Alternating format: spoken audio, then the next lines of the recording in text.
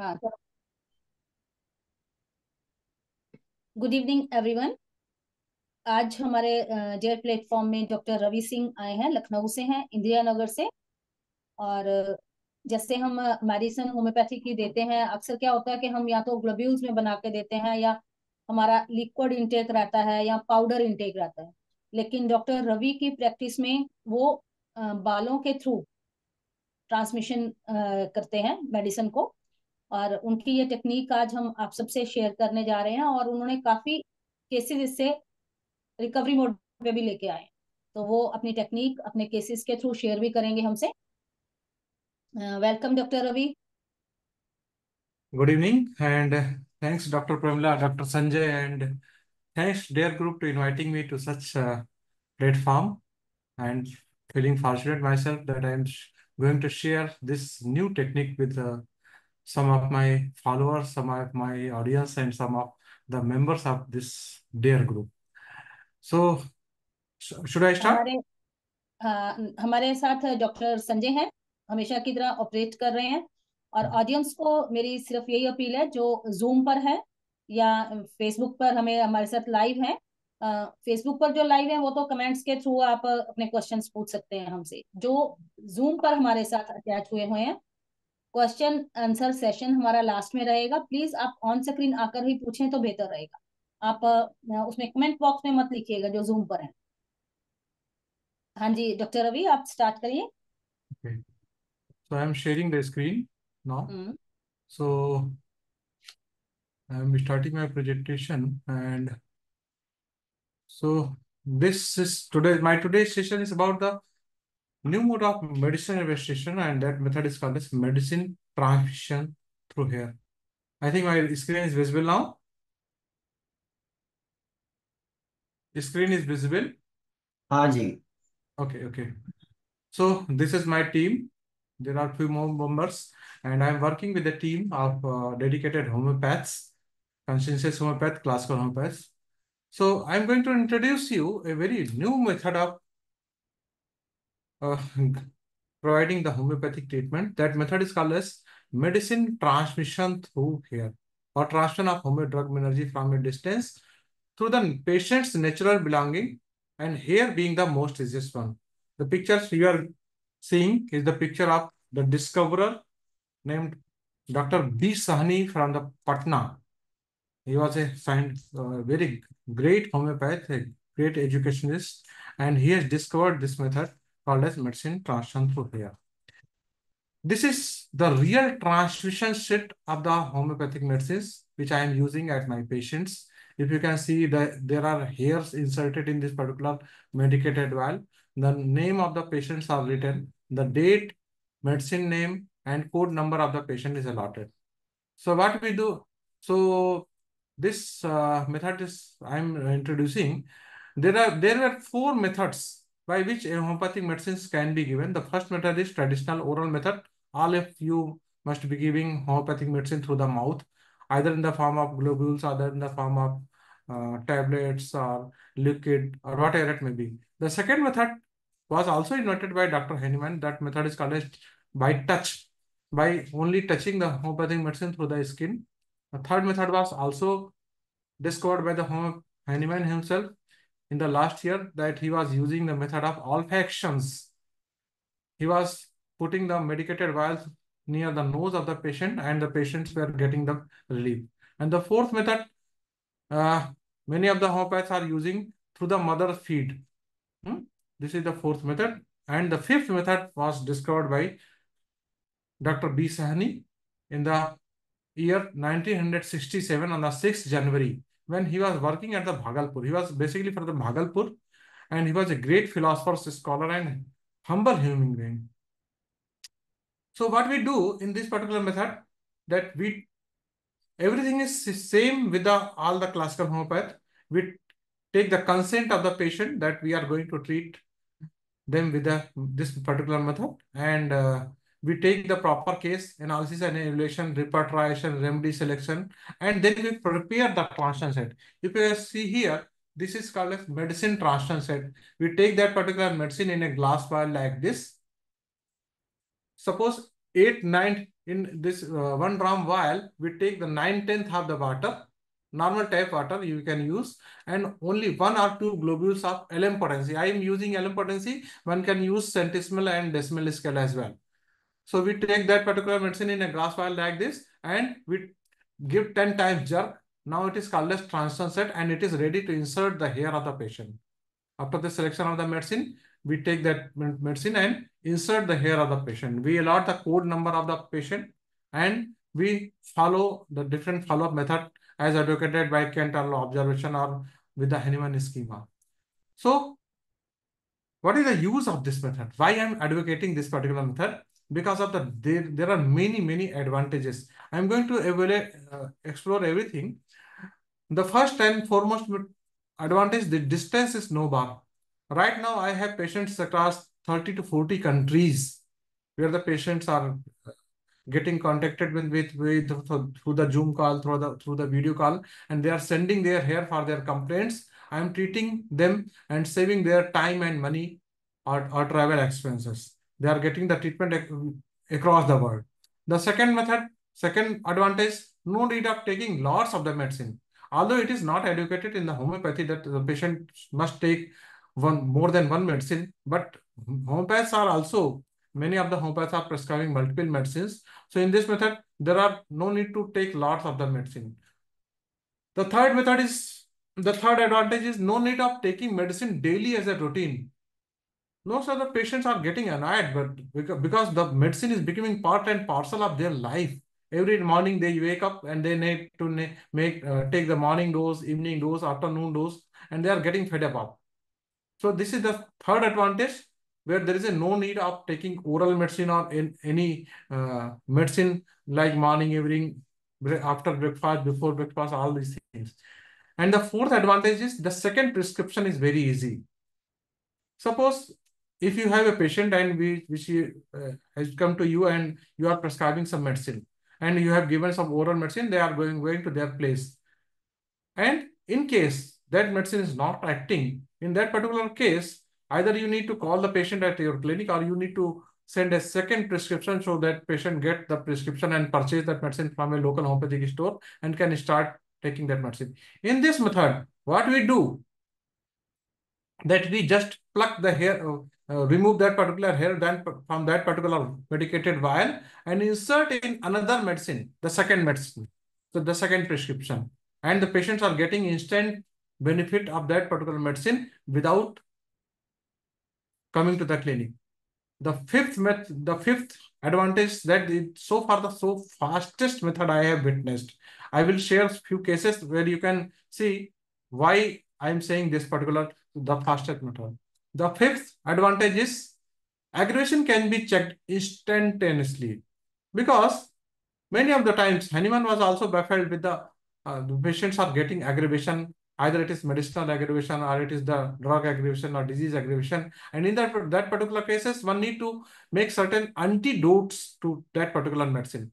But in this method, what we do, that we just remove the hair of that particular patient and patient is getting free from that particular medicinal energy, and with the help of vital force, the aggravation is getting checked. Sixth advantage, the lower animal can be treated. In case of lower animals, it is very difficult to feed their particular medicine, especially if it is dog, because there is always a fear of getting bitten by them, or in the cat, or in some birds, some peacocks, and also some parrots. So we can take their feather or take their hair root and we can start the treatment.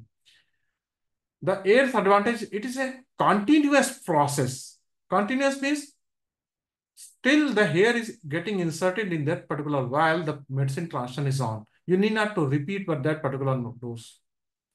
The ninth advantage, the taboos are removed. Means you must be listening that many patients are opting homeopathy, because in the homeopathy there are many do's and don'ts, that you should eat this thing, that thing, because the homeopaths are often bind in their mind that eating raw onion or eating such things will antidote their medicine. So actually we are not feeding any medicine to the mouth. So obviously this taboo can be removed. Although when I was prescribing oral medicine some 20 years back, in that scenario also I was not forbidding my patient that they should not take such this pyaz lesun and all these things. And the ninth advantage is ninth or tenth advantage is they can reporting is very easy. Patient need not to visit your clinic frequently. They can send you SMS, email, WhatsApp, Viber, and through the telephone they can report you. Now, 11th advantage, we can work in ICU. Most of the time when we listen from some patients or some or near or dear one that the patient is in the ICU, and hardly any homeopaths are getting allowed to treat their patient in the ICU.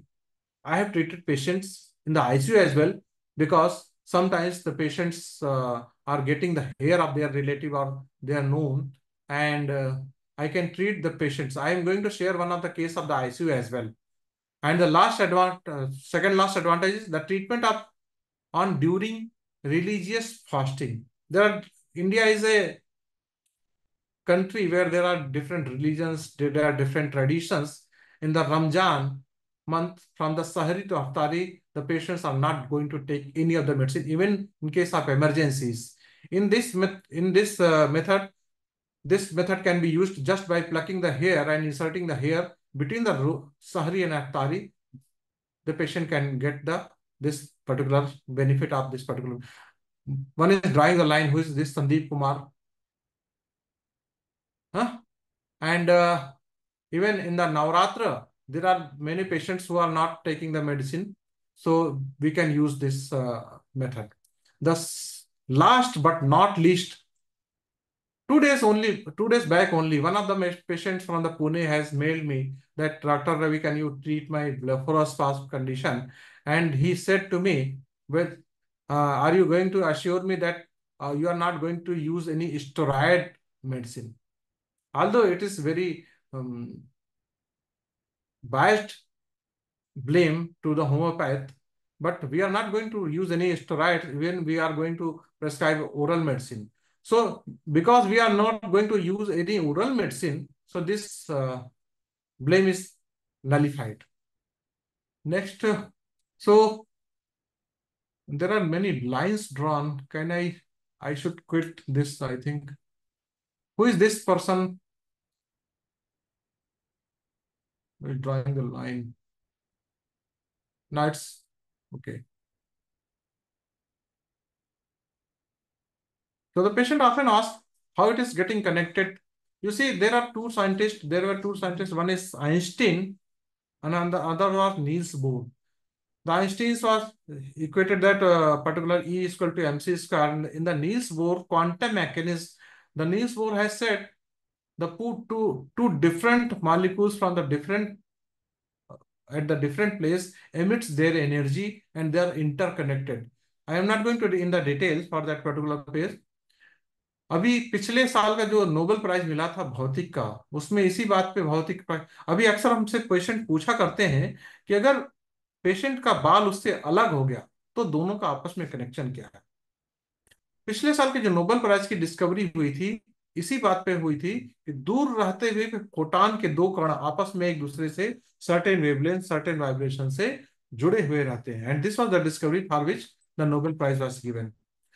So this was the possible explanation. I have explained how this method is performed. Now I'm going to share different cases. Why I'm here? Just to present the different cases and to explore how medicine transition through work in different type of the cases. I'm going to present before you the different cases of the different, especially incurable disease, so-called incurable disease, because homeopathy has often been blamed that they are treating the patient which are self-limiting. I'm not going to share any of the case which can be said as a self-limiting disease. So I'm going to present few of the cases. एक एक case को मैं एक एक घंटे explain कर सकता हूं, लेकिन मेरा पर्पस यहाँ पे हर केस पे एग्जैक्टली एक्सप्लेन करना नहीं रहेगा, बल्कि मेरा पर्पस ये रहेगा कि मैं आपको ये बताऊं कि कितने तरह के केसेस में मैंने काम किया है और कितना बढ़िया ये मेथड काम करता है। So this is a very recent case, and this is a case of intestinal intussusception. You can see the last picture, intussusception. In the intussusception, the intestine are slacked down inside, one inside. And this is a case where intestinal intussusception was observed. And उन्होंने बोला था ये चीज की interception हो गया है। हाँ बोला था, उन्होंने बोला इंटरसेप्शन 4 से 10 तारीख तक मीरा में हॉस्पिटलाइज रहे, जब 4 को सबसे बड़ा प्रॉब्लम आया।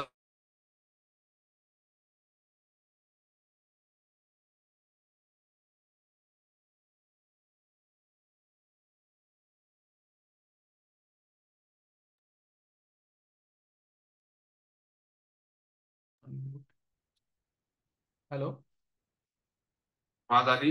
हाँ, पेशेंट से बात ना करेंगे। तो डॉक्टर, हाँ पेशेंट बात करा ये। इसके पहले की स्लाइड को आप देख पाएंगे कि यहाँ पे इलियोसिकल इंटरसेप्शन था with a small bowel obstruction. ये 10/4/2024 की रिपोर्ट है। बाद में ये पेशेंट जब ठीक हुई तो मैंने इनकी दूसरी रिपोर्ट कराई और देखिएगा इसमें इंटरसेप्शन गायब हो चुका है। हाँ दादी। हाँ, पेशेंट से बात करेंगे। ना तो सल्फर का ट्रांसफर किया गया, सल्फर 0 का। नमस्ते, नमस्ते, कैसी हैं आप? पहले से तो ठीक है। ठीक है कि ठीक हो? ये 15 मई का है। थोड़ा दिन के बाद ये 23 मई को हमने जूम कॉल के द्वारा दूसरा इनका नमस्ते, कैसी हैं follow आप? लिया। अब तो ठीक है डॉक्टर साहब। 100%? हाँ, किसी तरह का कोई दर्द वर्द तो नहीं होता है? पेट में। पेट में नहीं होता है, पैर में होता है। अब पैर का तो अलग बीमारी है ना, वो तो। और ये मेरी क्लिनिक पे दोबारा आई आराम हो गया, ठीक हो गई एकदम। 8 जून को। हाँ, जहाँ पर डॉक्टर ने यहाँ declare लग कर दिया गया, था चौथे कि दिन से आपको सर्जिकल आराम डिजीज। था ना। ठीक, आपकी रिपोर्ट भी तो अच्छी आ गई, उसमें इंटेस्टाइनल ऑब्स्ट्रक्शन नहीं है अब। अभी अंडर ट्रीटमेंट में है ये। तो this was a case of intestinal interception by getting cured with the sulphur 0/1। Another disease का मैं, जब मैंने आपको पहले ही कहा कि मैं ऐसी किसी डिजीज को दिखाऊंगा जहां पर आप ये नहीं कर सकते क्या ये सेल्फ लिमिटिंग डिजीजेस है। तो this is a case of burgers disease. Burgers disease में क्या होता है कि लास्ट अप्रैल से चालू। इसको थ्रोम्बोइलेटिक ऑब्लिटरेंस भी कहते हैं। आप देख पा रहे हैं डिजिटल फाइलेंसेस इनके लगभग सड़ चुके हैं। पेन होता है, इचिंग होती है बहुत ज्यादा और जलन बहुत ज्यादा होती है। पेन तो बहुत ज्यादा होता है, रात रात को सोते भी नहीं, तो थोड़ा। ये पूरे पैर में अल्सरेशन से, दोनों पैरों में थे अल्सरेशन। और मैंने इनका आर्सेनिक से ट्रांसफर किया। ये 10 फरवरी की लास्ट रिपोर्ट है। आप दोनों पैरों का डिफरेंस देख पा रहे होंगे। और अभी मैं ये तो पिछले साल का केस है, 2 साल पहले का। और मैं कभी कभी पेशेंट्स को बहुत दिनों तक फॉलो भी करता हूँ। मैंने अभी इनको रिक्वेस्ट किया कुछ दिन पहले, 31 जुलाई को उन्होंने अपनी रिसेंट पिक्चर्स भेजी जहां पर आप देख सकते हैं कि इनका बर्गर्स डिजीज कंप्लीटली क्योर हो चुका है। बर्गर डिजीज यूजली जाड़े में ज्यादा परेशान करती है क्योंकि उसमें वास्कुलर कंस्ट्रिक्शन होता है। और ये पिछला जाड़ा भी पूरे अच्छे से निकल गया, जनवरी फरवरी किसी तरह की इनको कोई कंप्लेंट नहीं। इनका ट्रीटमेंट बंद हुए करीब साल भर हो चुके हैं। और मैंने पहले भी आपसे कहा है कि मैं डिफरेंट ऐसी डिजीज के केसेस दिखाऊंगा जो स्पॉन्टेनियस रिकवरी नहीं होती है।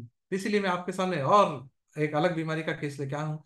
हालांकि इस तरह के केसेस यूजुअली होम्योपैथ्स को नहीं मिलते हैं, लेकिन ईश्वर की कृपा है कि मुझे इस तरह के केसेस मिल रहे हैं। और इस डिजीज का नाम है हिर्स्प्रिंग डिजीज। हिर्स्प्रिंग डिजीज एक ऐसी डिजीज होती है जिसे कॉन्जेनाइटल मेगा कोलोन कहते हैं।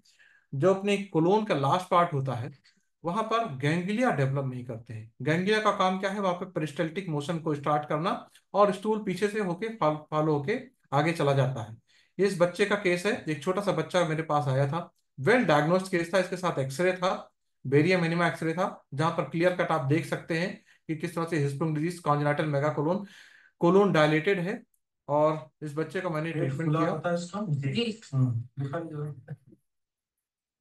और बड़ा इसकी करेक्टरिस्टिक होती है, अगर आप इस बच्चे के, इस टाइप के बच्चे का पेट देखेंगे तो बड़ा अनइवन सा आपको एब्डोमेन दिखेगा। देखिएगा एक साइड में ज्यादा फूला हुआ है, एक साइड में कम फूला हुआ है।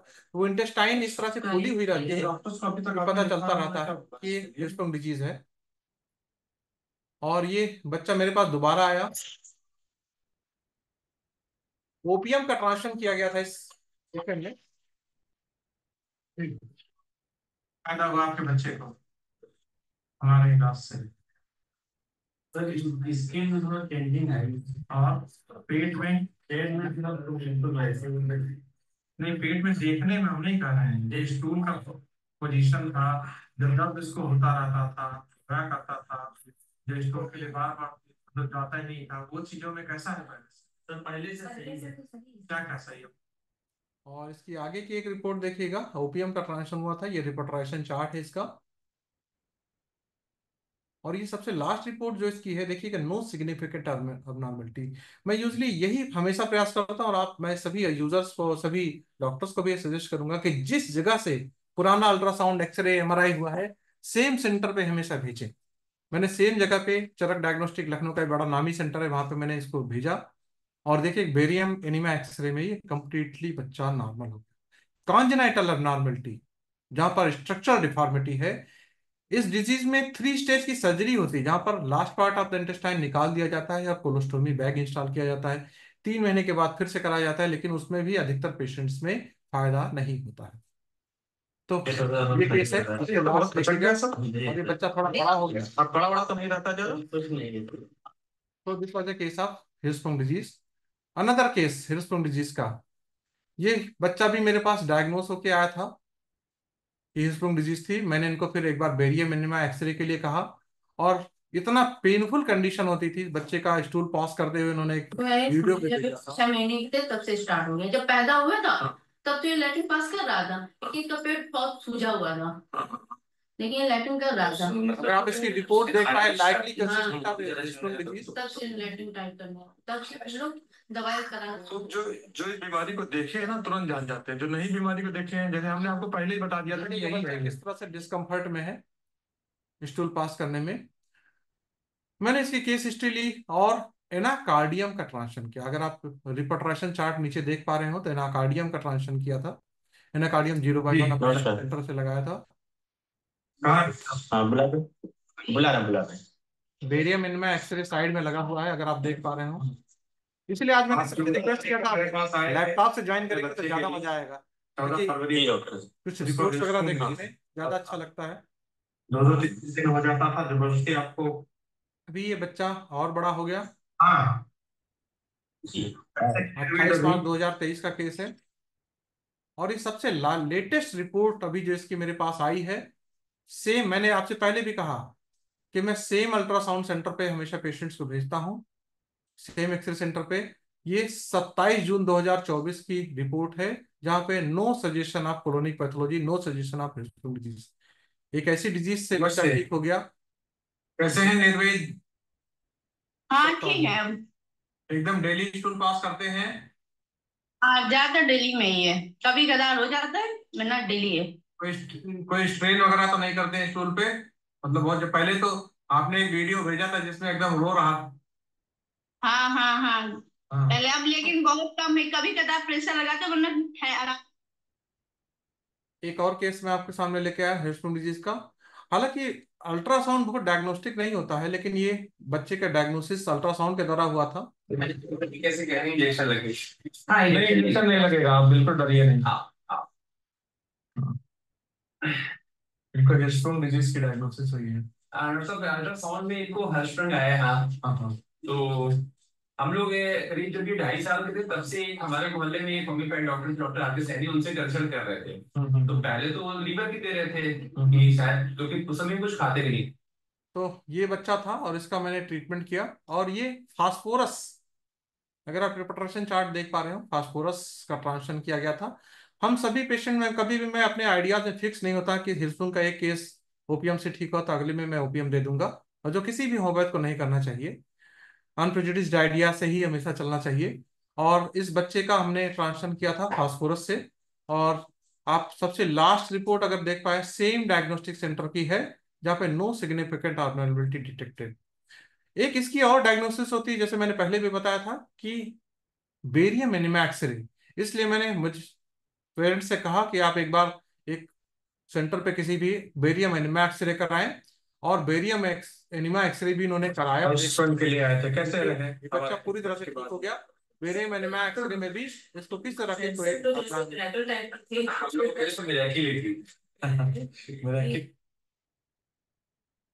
अब हिर्सुटुंग डिजीज में कभी कभी एडल्ट में भी मेरे पास केसेस आते हैं, और यह केस बड़ा टिपिकल था। टिपिकल इस तरह से था, इसको हिस्टोन डिजीज बचपन में डायग्नोस हो चुका था, इसकी सर्जरी भी हो चुकी थी, लेकिन इसको सर्जरी से भी नहीं फायदा हुआ, क्योंकि सर्जरी भी एक ऐसी चीज होती है जहां पर एक इंटेस्टाइन का पार्ट काट के निकाल के फिर से जोड़ देते हैं, लेकिन डिफेक्टिव पार्ट को निकाल दिया, लेकिन बाकी पार्ट में गैंग्लिया यूजुअली डेवलप नहीं होती है।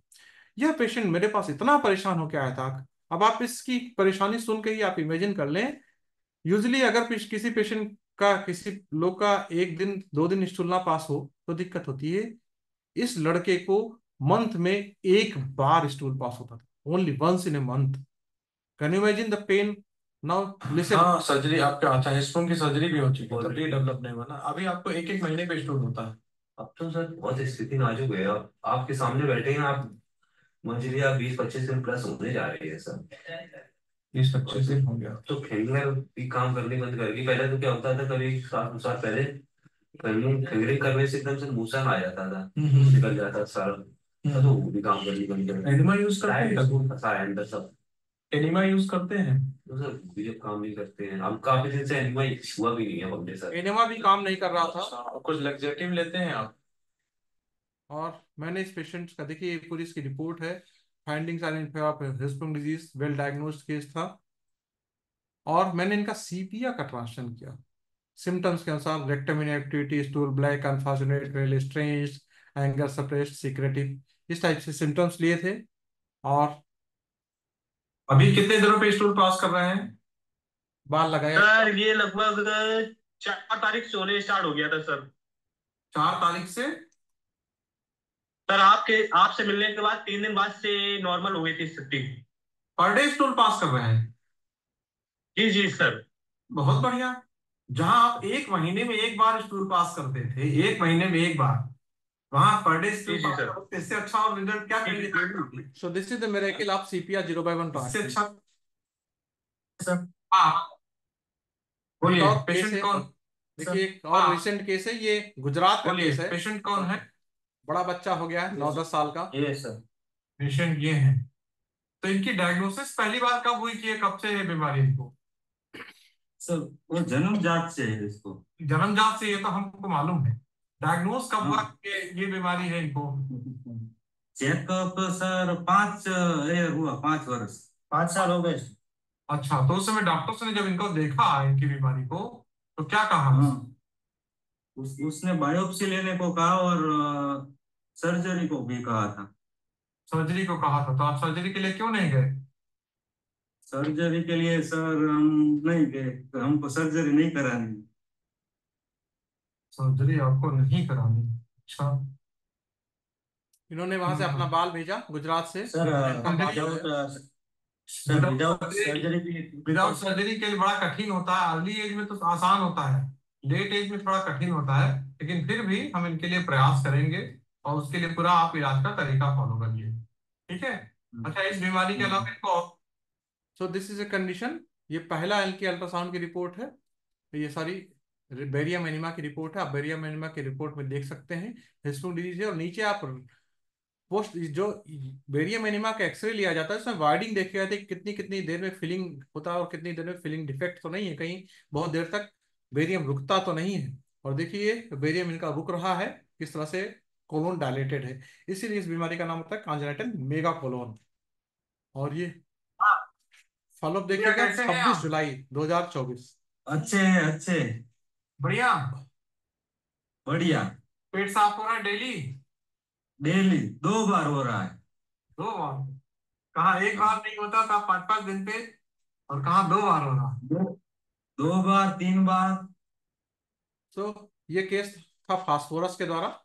फास्फोरस का ट्रांसलेशन किया गया सिम्टम्स के अनुसार। आप सिम्टम्स देख पा रहे होंगे, obstinate jealousy, timidity, inactivity, yielding disposition.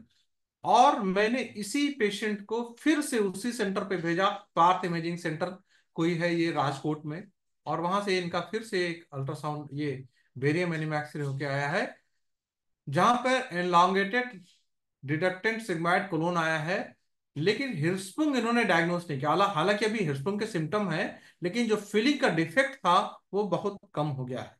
अभी अंडर ट्रीटमेंट है पेशेंट, और पेशेंट सिम्टोमेटिकली फ्री है। अनदर केस ऑफ हिर्सपुंग डिजीज, ये एक महाराष्ट्र का जलगांव का केस है। आप देख पा रहे होंगे इसमें barium rectum is grossly distended, और अगली रिपोर्ट में रेक्टम इज डिस्टेंडेड केवल आया है। इसको पेशेंट को आज हो गया। सॉरी। तो एक और केस था ये हेस्टोन डिजीज का। अब मैं आपके सामने एक और केस ला रहा हूं, और ये केस है, हाँ जी बोलिए। ये हाँ ये हेस्टोन डिजीज का केस कैसा है भी बच्चा? कि देखिए सर, ये लास्ट टाइम जो हमने मेडिसिन चेंज किया था, हाँ हाँ हाँ के बाद इन्हें सवेरे से प्रेशर था हाँ हाँ। और पेट भी साफ हो रहा था। ये 8 ठीक है। फरवरी का है, और बच्चा ठीक हो चुका है लगभग। अभी इसका ट्रीटमेंट चल रहा है। आपके सामने मैं एक और केस प्रस्तुत करने जा रहा हूँ, और ये एक डिफरेंट डिजीज है। आप लोगों ने, बहुत सारे लोगों ने डंकी नाम की मूवी देखी होगी। डंकी मूवी में क्या है कि डंकी लगा के जो लोग जाते हैं, इलीगल इमिग्रेशन करते हैं, उनके बहुत ज्यादा 20-25 25-25 घंटे वो लोग कंटेनर में बैठे रहते हैं। तो उसकी वजह से डीप वेन थ्रोम्बोसिस नाम की एक डिजीज होती है, और यह पेशेंट भी इसी डिजीज से सफर कर रहा था। डीप वेन थ्रोम्बोसिस, पैर के वेन में अंदर क्लॉट बन जाता है, उसकी वजह से पैर में नंबनेस आती है। और ये एक और एडवांस स्टेज में इसकी डिजीज कंडीशन थी। डिजीज कंडीशन ये एडवांस थी कि इनको चेस्ट में पेन होने लगता, और चेस्ट में पेन होना एक मेडिकल इमरजेंसी होती, क्योंकि डीप जो थ्रम्बस होता है वो अगर डिसलॉज होता है, चेस्ट में पेन हुआ, तो ये मेडिकल इमरजेंसी और सर्जरी की जाती है। लेकिन ये सर्जरी नहीं करा सकते थे, और इन्होंने वहां से अपना बाल भेजा, क्योंकि इनका ही एक परिचित का मैं पंजाब में ट्रीटमेंट कर रहा था, और जिनको मैंने ब्लेफरोस्पाज्म के लिए ठीक किया था। तो ये पहली कंडीशन देखिए, ये पेशेंट की थी, और मैंने इनका इलाज किया, और ये लगभग पूरी तरह से ठीक हो चुके हैं। कर ये पहली बार का वो वीडियो है। ना सर, ये गुड गुड ओके कर दिया उसे। जी बोलिए, क्या प्रॉब्लम है आपको? ये सर मेरे पैर में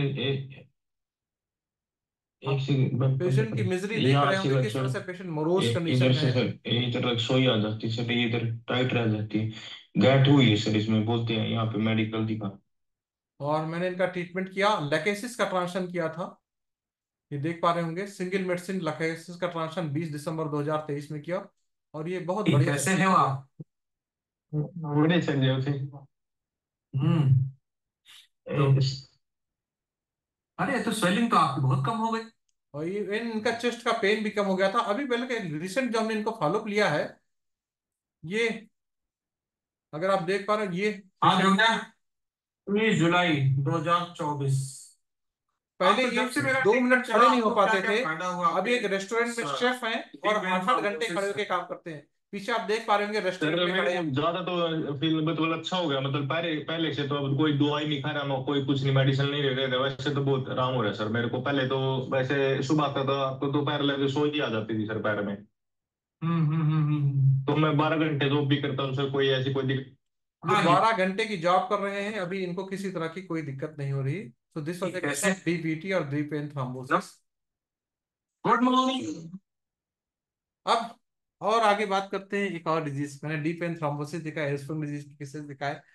एक और डिजीज जिसके बारे में मैंने बहुत सारे पेशेंट ठीक किए हैं, और इस बीमारी का नाम है, होम्योपैथ पे यूजली कम केसेस मिलते हैं इस बीमारी के, क्योंकि अक्सर या तो केस मिलते हैं तो लोग डायग्नोस नहीं कर पाते, उसको एलर्जिक राइनाइटिस या नॉर्मल जुकाम समझ के छोड़ देते हैं, या ट्रीट नहीं कर पाते हैं, या चूंकि जब केसेस ज्यादा गड़बड़ होते हैं तो वो उसको न्यूरोलॉजिस्ट को रिफर कर देते हैं, या ईएनटी सर्जन को रिफर कर देते हैं, क्योंकि इसमें सर्जरी ही एकमात्र ऑप्शन है। इस डिजीज का नाम है सीएसएफ प्राइनोरिया, या ब्रेन की डिजीज है, जहां पर ब्रेन और स्पाइनल कॉर्ड के बीच में बहने वाला फ्लूइड नाक के रास्ते बाहर आता है।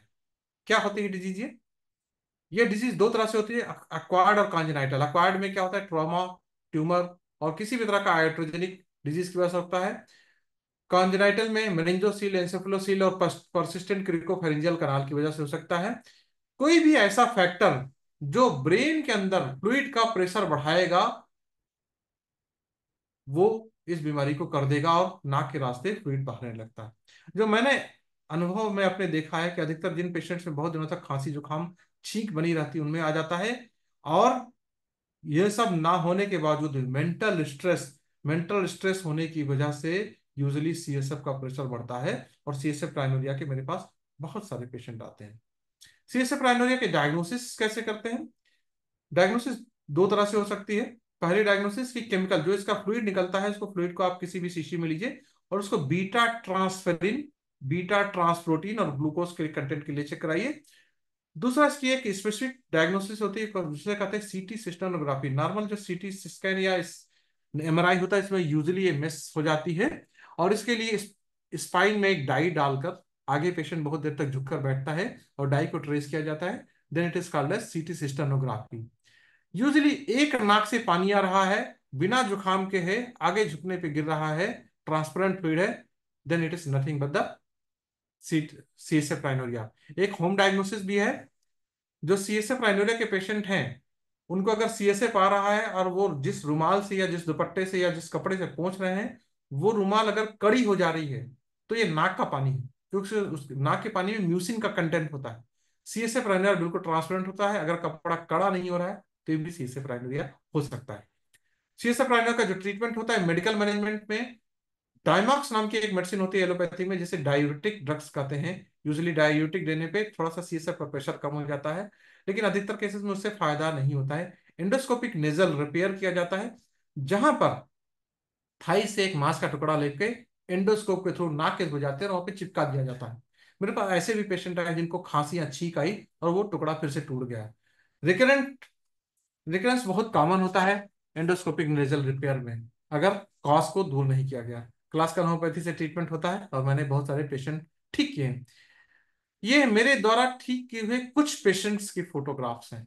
वैसे तो सैकड़ों हजारों पेशेंट्स इस बीमारी के पूरी दुनिया में हैं। कुछ पेशेंट मेरे पास, सैकड़ों पेशेंट मेरे पास आए हैं, और आप हर पेशेंट की नाक पे अगर देख पा रहे हो किस तरह से नाक से फ्लूइड आ रहा है पेशेंट को। ये कुछ एक वीडियो भी है। ये सीएसएफ प्राइनोरिया या सेरेब्रल स्पाइनल फ्लूइड डायरिया होता है, इस तरह से पेशेंट की नाक से पानी आता है। ये पेशेंट लखनऊ की ही थी, वेल डायग्नोस्ड केस था। अगर आप इनकी पहली रिपोर्ट देख पाए, bony defect is noted in the cribriform plate with the left with the adjacent mucosal thickening and leaking of the contrast media suggesting possibility of site of the CSF rhinorrhoea. मैंने इनका treatment start किया। पहले 1 महीने में फायदा नहीं हुआ था, मैंने इनका ट्रांसफर चेंज किया, साइलिशिया में ट्रांसफर लगाया, और जिस दिन से मैंने इनका बाल चेंज किया था उस दिन के बाद से आज तक इनको सीएसएफ प्राइनोरिया नहीं आया।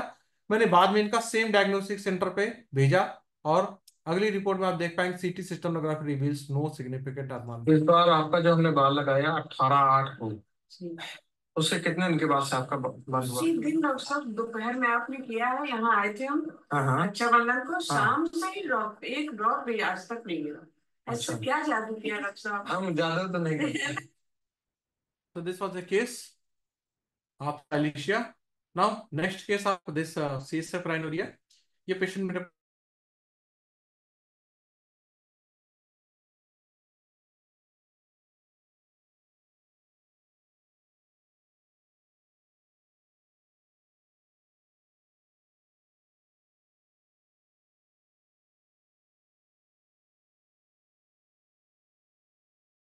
आएगा पानी।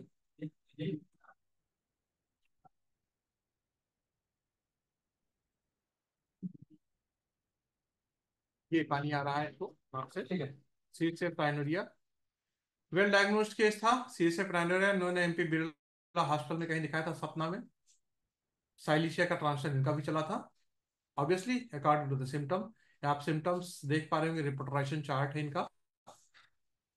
और हेलो सर, नमस्कार। ट्रीटमेंट के 6 दिन के बाद कैसी हैं आप? सर ठीक हूँ। हमने आपका ट्रीटमेंट जो स्टार्ट किया उसके कितने दिन के बाद से आपका सीएसएफ आना बंद हो गया? अपना 27 से स्टार्ट हुआ था, 3 तारीख से टोटली बंद हो गया। सांस होता है इतना दूर बैठे कैसे ठीक हो जाता है? सर वही तो मुझे भी नहीं समझ में आ रहा है। और यही नहीं, इनका अभी 13 जुलाई का फॉलोअप है। कभी थोड़ा थोड़ा वो अपना, अभी सर्दी सर 1-2 दिन हो गए, मौसम के अकॉर्डिंग सर्दी थोड़ा सा हो रही है, लेकिन अभी तो सर्दी भी नहीं है। नहीं। और हेलो हेलो जी, नमस्कार सर। 13 जुलाई कैसी हैं 2024 का फॉलोअप है। ठीक है सर। सीएसएफ कैसा है आपका? अभी तो नहीं है सर। कितना दिन हो गया सीएसएफ नहीं आया आपका? मुझे अप्रैल में गया था, 1.5-2 महीने हो गए बीच में। दूसरा केस CSF rhinorrhea का है, ये उज्जैन का केस है।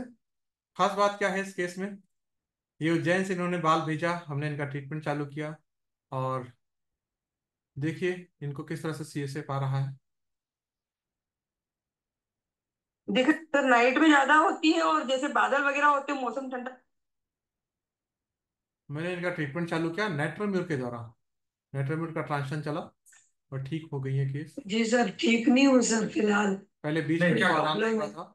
आप सीएसएफ में बताइए, आपको सीएसएफ में कितना फायदा हुआ? वैसे में सर कुछ फर्क है, सुबह शाम में फिर भी लीकेज होता है और दिन में भी सर गर्दन नीचे करती तो होता है। और इनका अगला फॉलोअप देखिए। जी सर जी। कैसी हैं आप? जी सर बढ़िया हूँ, अच्छी हूँ सर। ये एक स्कूल में आपका टीचर CSF है। रुक गया? जी हाँ सर। कितना दिन हो गया? सर अब पिछली बार जब अपनी बात हुई थी शायद दिसंबर एंड में हुई थी क्या? हाँ हाँ हाँ। जी हाँ। और खास बात यह है इस केस में, इस केस को मैं कुछ दिनों पहले इंदौर गया था एक कॉन्फ्रेंस में, वहाँ पे एक आयुष कॉन्फ्रेंस था और मैंने सोचा कि पास की केस है तो मैंने इनको एक सेमिनार हॉल में बुला लिया था और यहाँ सेमिनार हॉल में मैंने इनको लाइव केस इनका क्या किसी का खतरा हमेशा से बना रहता है। मैंने इनका ट्रीटमेंट किया और नागपुर के दवाई है पूरी तरह से ठीक हुई। खास बात क्या है, आज मैं आपके सामने इनका एक रिसेंट फॉलो है और मैं आपके सामने ये केस लाइव प्रस्तुत कर रहा हूं। आपके सामने ये पहली बार आपके सामने ये पेशेंट इंदौर में आई है मुझसे मिलने। आपके सामने जिनका मैंने केस आपको दिखाया।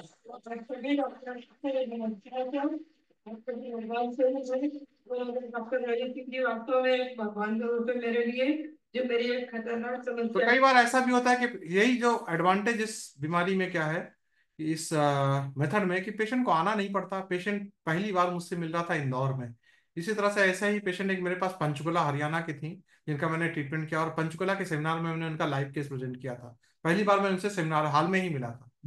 जी सर नमस्कार सर। ये अभी 16 जून 2024 का है। जी सर, पूरी बढ़िया तरह हूँ। से ठीक है।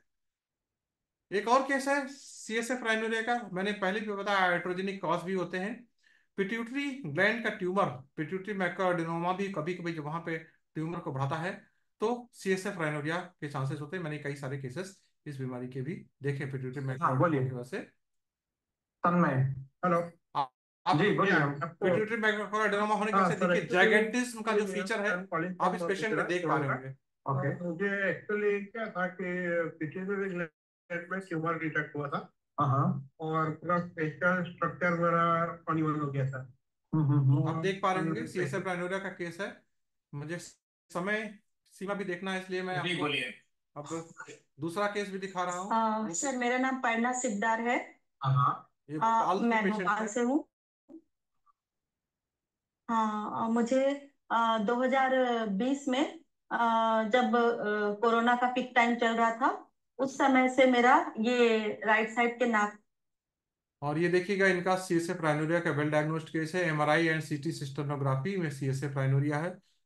मैंने इस्तांबुल एयरपोर्ट से एक बार मैं टर्की कॉन्फ्रेंस में जा रहा था, वहीं से इनसे बात किया। आपको सीएसएफ में क्या क्या फायदा हुआ? कितनी बार आपका सीएसएफ लेकर जो है जब से हमने आपका बाल लगाया? सीएसएफ तो मेरा जैसे कुछ भी काम करती हूँ रोज ही मेरा सीएस। और अगला इनका फॉलो हेलो। देखिए पूरी तरह से ठीक हो चुकी है। कैसे हैं आप? हाँ सर ठीक हूँ मैं। क्या क्या फायदा हुआ आपके सीएसएफ में? मेरा अभी सीएसएफ राइनोरिया अभी नहीं हो रहा है। और 4 फरवरी 2024 ये क्या हो रहा है? अगला फॉलो गो ऑन गो। ठीक है सर। हाँ। कैसे हैं आप? सीएसएफ राइनोरिया कैसा है आपका? सर पहले तो नमस्कार। मैं सर सीएसएफ राइनो जिसके लिए मैंने आपसे कंसल्ट किया था वो बिल्कुल ठीक है। ये रिसेंट केस और है एक भागलपुर का, और ये ओल्ड लेडी थी, बोल रहे हैं। इनको भी सीएसएफ राइनोरिया था और ये कम्प्लीटली ठीक जी। है। 7 अगस्त का रिसेंट फॉलोअप है। जी चंद्रकला जी कैसी हैं 7 आप? अगस्त 2024। नहीं हम ठीक हैं। जिस दिन सेमिनार हमारा पिछली बार शेड्यूल था मैंने सोचा उसी दिन दिखा देंगे, लेकिन नहीं हो पाया। किसी तरह का सीएसएफ लीक तो नहीं है आपको? नहीं किसी तरह का नहीं डॉक्टर साहब। ठीक है, आज 7 अगस्त 2024। आज मैं आपका ट्रीटमेंट अब बंद कर रहा हूँ। आपको अभी ट्रीटमेंट जब बंद कर दे हैं तो बाल पेशेंट का हटा देते हैं। अब मैं आपको एक और केस दिखाने जा रहा हूँ, 2 मिनट के 5 मिनट के अंदर शायद इसको कोशिश करूंगा अब जल्दी जल्दी भागने की, क्योंकि अब समय खत्म हो रहा है। ये एप्लिप्टिफॉर्म कन्वर्जन और कोमा का केस, मैंने आपको पहले एडवांटेज के बारे में बताया था कि कोमा के केसेस को भी आप ट्रीट कर सकते हैं अगर आपके अंदर कॉन्फिडेंस है और अगर पेशेंट विश कर रहा है। तो ये कोमा में गई हुई बच्ची है, एक सीपी चाइल्ड था जो कोमा में जा चुका था, 1 महीने से पिछले कोमा में थी बच्ची। इनके फादर ने हमको बाल भेजा, क्योंकि इनके फादर का मैंने आईवीएफ का ट्रीटमेंट 2 साल पहले किया था। एज ए लास्ट स्टार्ट इन्होंने होम्योपैथी आप किया, बाल इन्होंने भेजा।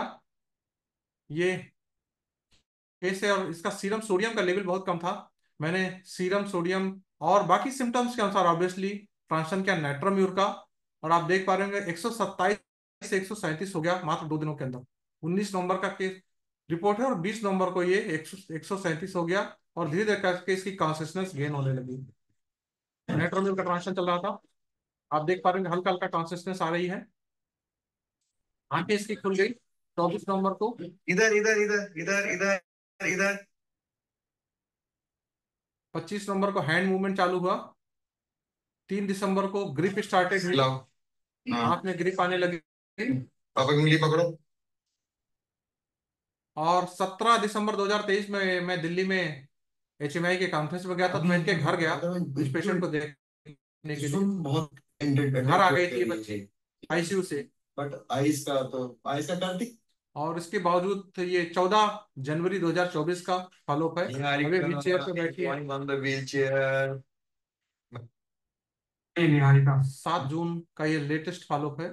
ऐसी है निहारिका, हेलो करो। सीपी चाइल्ड है तो बहुत ज्यादा कॉन्सियस नहीं है। नमस्ते करो। नमस्ते करो दोनों। नमस्ते करो। नमस्ते। एक और डिजीज का केस, ये एक डिजीज होती है जिसे मिल्की यूरिन डिजीज या कैलूरिया कहते हैं। कैलूरिया के केसेस में मैं अक्सर वगैरह में प्रेजेंट करता रहता हूँ। इस डिजीज में दूध जैसे पेशाब आती है, यूरिन में यूजुअली प्रोटीन आता रहता है, और यह केस लाइकोपोडियम के द्वारा ठीक हुआ है। अभिषेक कैसे हो आप?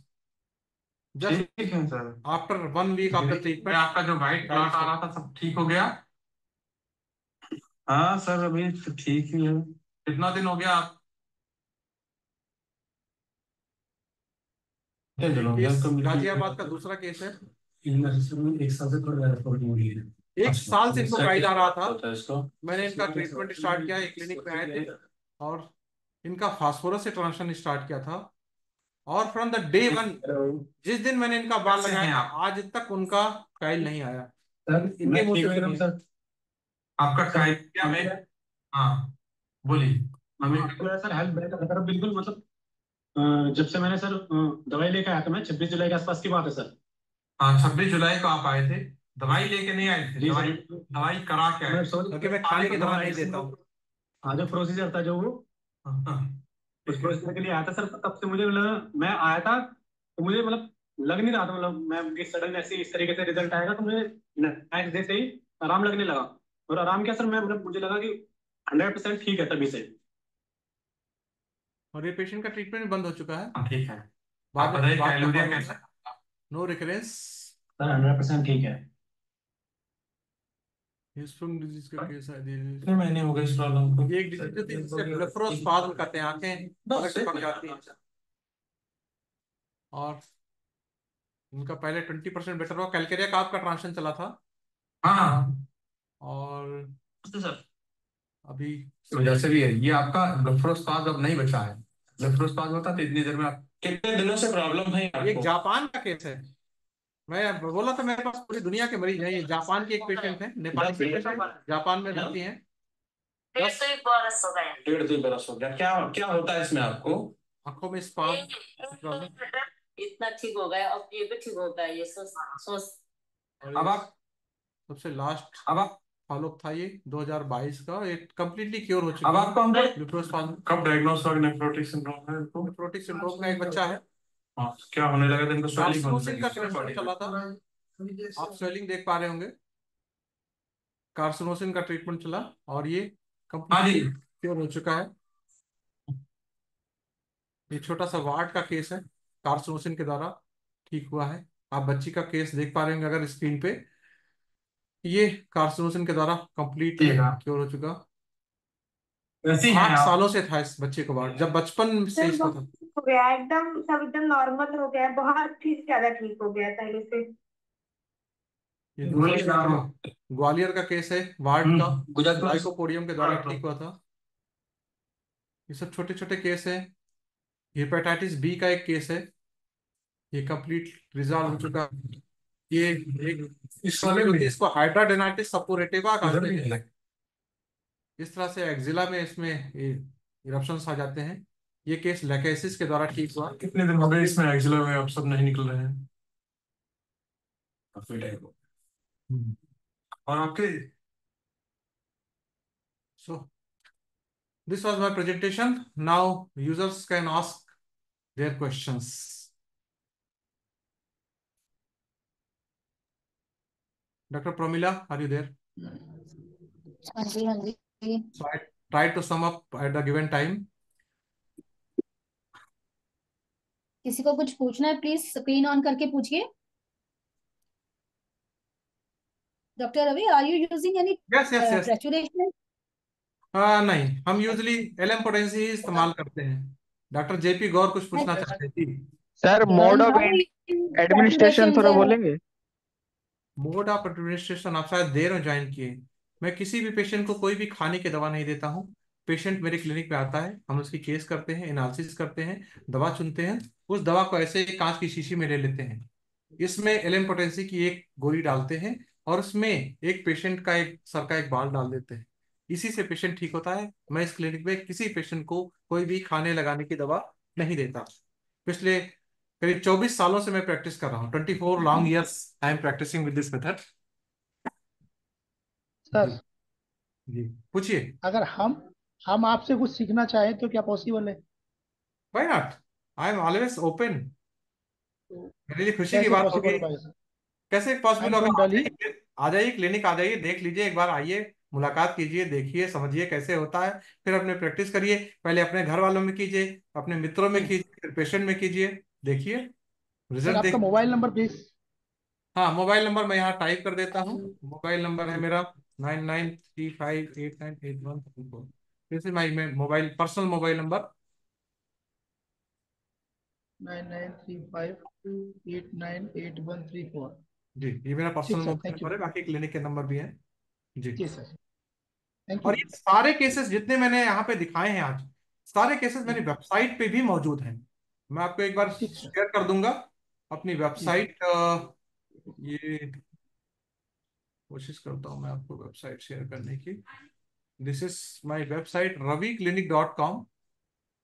इस मेथड के बारे में, मेडिसिन ट्रांसफर थ्रू हेयर के बारे में, आप इसके बारे में पढ़ सकते हैं। यहाँ से पूरी डिटेल में है। पेशेंट्स के टेस्टिमोनियल्स हैं जो बाल से इलाज कराए हैं। पहले उनको लगता था ऐसे कैसे हो जाएगा, और उन्होंने ही वर्जन दिया है कैसे हुआ। गैलरी, यहाँ पे आप केस स्टडीज के सेक्शन में जाएंगे तो हर डिजीज के पेशेंट हैं। अगर आप यहाँ ब्लेफरोस्पाज्म टाइप किया तो ब्लेफरोस्पाज्म के ही बहुत सारे आपको दिखाई पड़ेंगे। हिस्टोन डिजीज के केसेस दिखा, ये भी मैंने जापान वाला जो केस प्रेजेंट किया था। तो इस तरह से बहुत सारे डिजीज के केसेस। इसके अलावा एक और वेबसाइट है homeoenergy.com। ये हमने ये वेबसाइट बनवाई, डेवलप की है। इस मेथड में जो डॉक्टर्स काम कर रहे हैं उनके बारे में पूरी इंफॉर्मेशन है। अलग शहरों में जो डॉक्टर हैं, डॉक्टर सुनील कुमार सिंह हैं, डॉक्टर संजीव हैं, डॉक्टर सुरेंद्र विक्रम गोस्वामी हैं झांसी में, हाँ, डॉक्टर तरमीन मंसूरी है ग्वालियर में, डॉक्टर आशीष वर्मा इलाहाबाद में। इस मेथड से अलग अलग शहरों में डॉक्टर काम कर रहे हैं, और आप भी जुड़िए, इसमें काम करिए। मुझसे सर जो सहयोग हो सकेगा मैं इसमें देने के लिए तैयार हूँ। इस थैंक यू सर, मेथड के बारे में और अधिक जानना हो तो इसी वेबसाइट पे जाइएगा homeoenergy.com पे। इसमें एक translation of home energy drug explain करके एक डॉक्टर बी सारी की पूरी बुक पढ़ी है। ये बुक ऑनलाइन ऑफलाइन दोनों अवेलेबल है। आप इस बुक को मंगा के पढ़ सकते हैं, हिंदी इंग्लिश दोनों में ये बुक है। पढ़िए, देखिए, समझिए, कुछ एक्सप्लोर करिए, कुछ नई चीजें करिए, मजा आएगा। ठीक है सर, थैंक यू। जी हाँ sir, good doctor evening sir. Sir एक क्वेश्चन था कि एलएम पॉलिसी कौन सा कंपनी का बेटर रहता है, आप चलते हैं? वैसे एलएम पोटेंसी के लिए कोई भी आप कंपनी इस्तेमाल कर सकते हैं। मैं पर्टिकुलर कंपनी का नाम नहीं लेना चाहता हूं, फिर भी मैंने जो अभी तक इस्तेमाल किया, मुझे हैप्को हैनीमैन पब्लिशिंग कंपनी, जिसने इंडिया में पहली बार एलएम पोटेंसी बनाना चालू किया, मैं उसका इस्तेमाल करता हूं। लेकिन हैप्को के पास लिमिटेड पोटेंसी है, तो आप श्रीकांता चौधरी की एनिमल इंटरनेशनल से भी ले सकते हैं। WSI भी बनाती है, मेडिसिन भी बनाती है। ठीक है, आप किसी भी से ले, कोई बहुत फर्क नहीं होता है। पहले देखिए हम लोग सुनते नहीं थे कि जर्मनी की मेडिसिन बहुत काम करती है।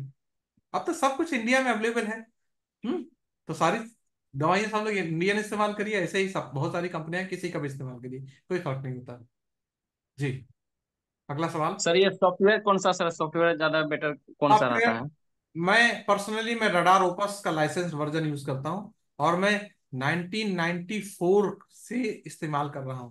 कैन यू इमेजिन, 1994 से मैं रडार इस्तेमाल कर रहा हूं। जब इंडिया में गिने चुनो यूपी का पहला सॉफ्टवेयर हमारे फादर लेके आए थे, जब 74 फ्लॉपीज में आता था, 3486 नाम का कंप्यूटर एक हुआ करता था, तब से मैं रडार को इस्तेमाल कर रहा हूँ।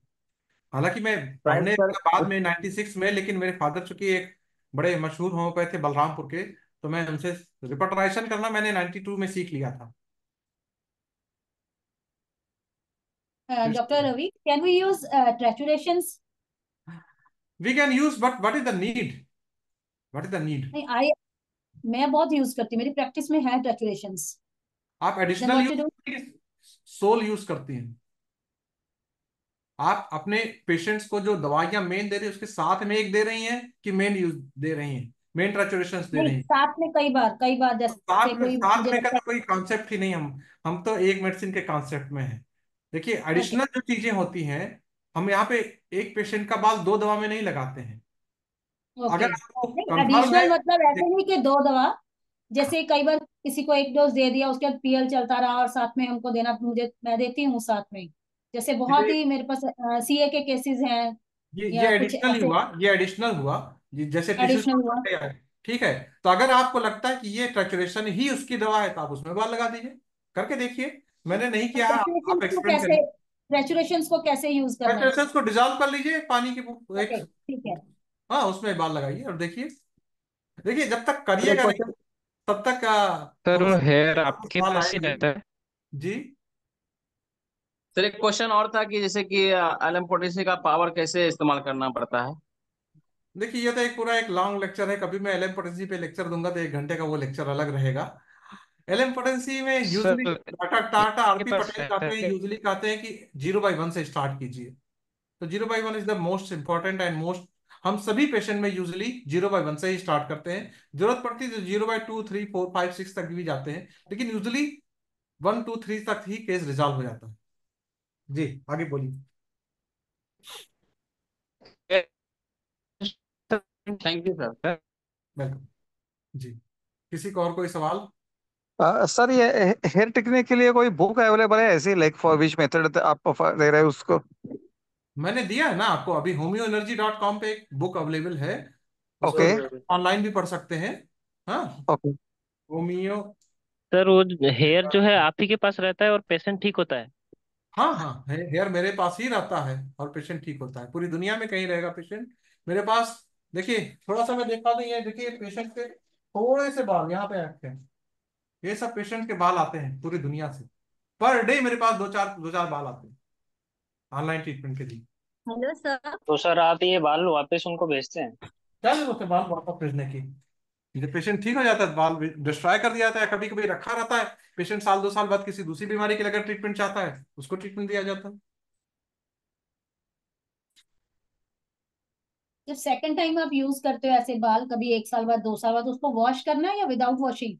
वॉश कर देते हैं, वॉश ओके। कर देते हैं। जी,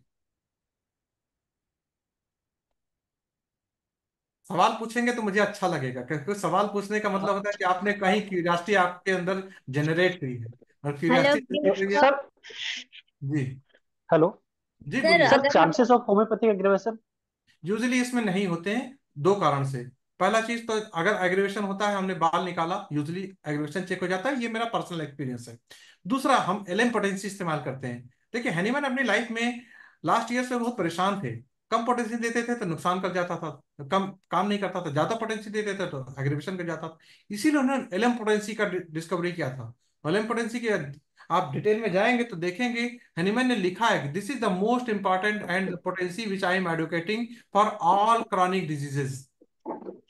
हाँ, वो एग्रीवेशन को चेक करने के लिए ही उन्होंने एलएम पोटेंसी का इस्तेमाल किया था। सर जैसे कि कोई पेशेंट का ट्रीटमेंट चल रहा तो क्या खाने पीने में क्या परहेज कुछ किया जाता है क्या? नहीं, हमारी तरफ से इस तरह की बहुत सारी चीजें, और देखिए खाने पीने के बकवास परहेज की वजह से बहुत सारे लोग होम्योपैथी नहीं आप करते हैं। तो कृपया अपने क्लिनिक में, हमने ऐसा भी देखा है बिहार में लोगों ने मुहर बनवा के रखी है कि हींग लहसुन पर पुदीना अचार फलां फलां फलां लाइन नहीं खाना है, और ठप्पा लगा देते हैं पेशेंट। आप देखिए इस बारे में मैं बहुत छोटी सी एग्जांपल बताऊंगा। एक अफरोज में बड़ी अच्छी बात लिखी है, हनीमैन ने लिखा, डाइट एंड रेजिमेंट के चैप्टर में आप पढ़िएगा कि किसी दिन के कोलाहल में अगर बांसुरी बज रही हो तो आपको अच्छी नहीं सुनाई पड़ेगी, वही बांसुरी रात के समय सुनाई पड़ती, बहुत अच्छा आपको मीठा लगता। तो हेनीमैन ने कहा आपको किसी भी ट्रीटमेंट के दौरान सात्विक आहार अपनाना है, ऐसी चीजों से abstain करना है जिसके मेडिसिनल प्रॉपर्टीज हो, जो आपकी डाइटरी चेंजेस करने से या जिसके एक्सेस होने की वजह से आपके सिम्टम्स में परिवर्तन आता है। और उस चीज को लोगों ने अपभ्रंश करते करते मना कर दिया, होम्योपैथी में ये ना खाओ, होम्योपैथी में प्याज ना खाओ, होम्योपैथी में लहसुन ना खाओ, होम्योपैथी महक की चीजों से खराब हो जाएगी। मैं सेंट लगाए रहता हूं, कोई फर्क नहीं पड़ता है पेशेंट को।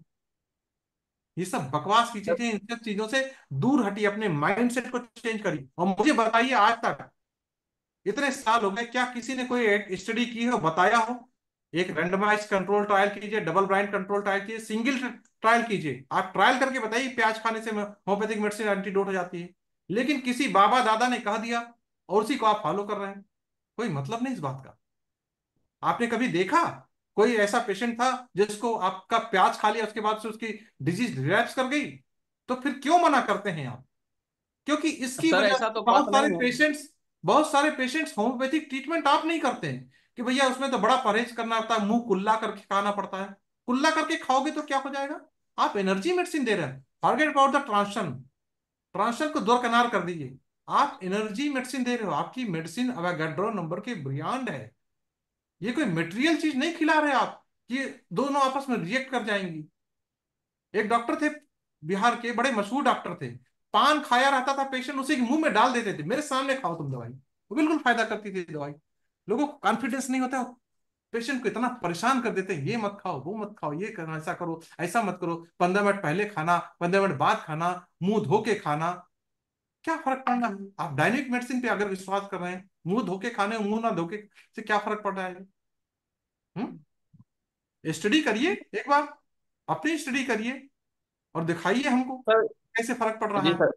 जी जी जैसे कि हो सकता है सर कि सर खाना खाते समय भी सर इस्तेमाल कर सकते हैं उसको मेडिसिन को। बिल्कुल कर सकते हैं, बिल्कुल कर सकते हैं, लेकिन इन सब चीजों का क्यों मना किया गया था?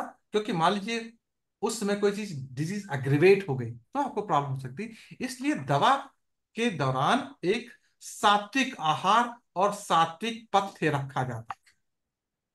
और ये होम्योपैथी में नहीं, हर पैथी में लागू होता है। आप जुकाम का दवाई कर रहे हो, पेशेंट आइसक्रीम खाता रहेगा तो कैसे ठीक होगा? ठीक है। हाँ जी जी जी। और हेलो किसी ने सर, मेरा पूछा है सवाल मुझे है सर कि जैसे कि एक एक स्किन डिजीज का प्रॉब्लम था तो उसे ट्रीटमेंट दिया जा रहा था, पेट्रोलियम 0/3 से इलाज कर रहे थे उस खाने की। हम्म। हेलो, हेलो, आपकी आवाज नहीं हेलो आ रही। हेलो पढ़ने लगा था। जी जी, तो सर उसमें क्या रहा विषय? मैं आपकी बात समझ नहीं पाया। एक पेशेंट को सिम्टम के आधार पर पेट्रोलियम जो है 0/3 में चूंकि क्रैक हिल था और कोल्ड वेदर में उसको प्रॉब्लम हो रहा था, हाँ हाँ तो उनको दिया गया। तो फिर, दवाई खिलाने के बाद जो है लगभग उनको जो है 15-20 दिन में बहुत 80% फायदा हो गया। हाँ हाँ। लेकिन जैसे वो जो है खटाई वगैरह जो खाना शुरू किया तो उसका प्रॉब्लम जो है फिर दोबारा रिपीटिशन ज्यादा हो गया, एग्रावेट हो गया। Are you sure? जी तो जी श्योर श्योर। अच्छा, तो ये कैसे संभव हो सकता है? हम नहीं मानते इसको, हम नहीं मानते। एग्रीवेशन के बहुत सारे और भी फैक्टर्स हो सकते हैं। खटाई खाने से डिजीज एग्रीवेशन हो जाएगा। आप 5 पेशेंट में और खटाई खिला के देख लीजिए, जिन पेशेंट को फायदा हो, एग्रीवेशन रुक जाए, तब मैं बात की मानूंगा। एक पेशेंट में, सिंगल पेशेंट के एक्सपीरियंस से कोई भी चीज जनरलाइज रूल नहीं बनाया जा सकता है। ठीक है। ओ, जी जी जी। आप दो चार तो पेशेंट में देखिए, खटाई खिला के देखिए, खटाई बंद करके देखिए और देखिए फर्क पड़ता है कि नहीं। देखिए किसी अच्छा ने अच्छा। कहा एक medicine is change, hair must also be change और same hair should be use.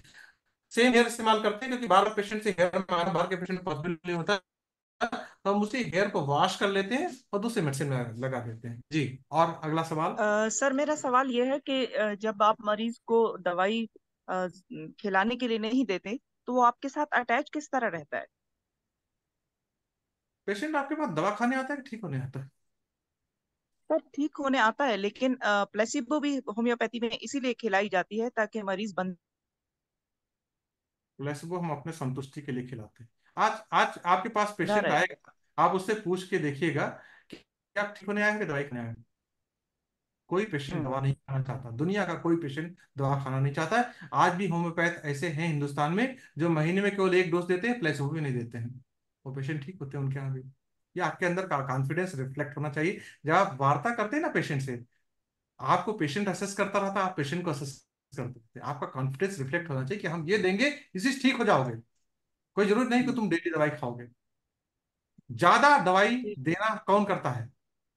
अभी अभी तो हम इस बात पे नहीं आना चाहते हैं। यूजली यूजली हमको शुरुआत में जब मैं प्रैक्टिस करने गया था तो लोगों ने बताया था जब झोला भर का दवाई दोगे तभी पैसा ले पाओ। लेकिन ये कॉन्सेप्ट मैं बहुत जल्दी समझ गया। झोला भर का दवाई खाने पेशेंट नहीं आता है, पेशेंट ठीक होने आता है। आज मेरे पास एक आईबीएस का पेशेंट आया था, कैन यू बिलीव, 13 लाख रुपए वो लगा चुका है। अगर दवा खाने से ठीक हो रहा होता तो 13 लाख में बहुत दवाइयां होती। ठीक, पेशेंट हमेशा सटीक दवा से अच्छा होता है छोटी दवा से। होम्योपैथी का कॉन्सेप्ट ही है मिनिमम डोज। आपका ये जो सवाल है कि पेशेंट को कैसे कन्विंस करते हैं, बहुत कठिन काम है। ट्रांसप्लांट को जानने वाले बहुत सारे लोग हैं, बहुत सारे लोग हिंदुस्तान में जानते हैं ट्रांसप्लांट होता है, ट्रांसप्लांट काम करता है, लेकिन डेयरिंग नहीं कर पाते क्योंकि पेशेंट को ये बता पाना कि पैसा लूंगा और दवा नहीं दूंगा बहुत कठिन काम है। मैं आपकी बात से सहमत हूँ। और ये ऐसा नहीं कि मैं इसको एक्सपीरियंस नहीं करता हूँ, मैं भी क्लिनिक पे फेस करता हूँ। पेशेंट आता है लौट जाता है, मेरी क्लिनिक से लौट जाता है कि नहीं नहीं ऐसे कैसे हो जाएगा, बाल से कैसे इलाज हो जाएगा, फिर लौट के आता है। ये जो मैं आपको बता रहा हूँ 13 लाख जिसने खर्च किया, 4 साल पहले इसने मेरे से बात की थी, सब दवा खा चुका, फिर आज 4 साल के बाद मेरे पास आया था, गोरखपुर से आया था पेशेंट।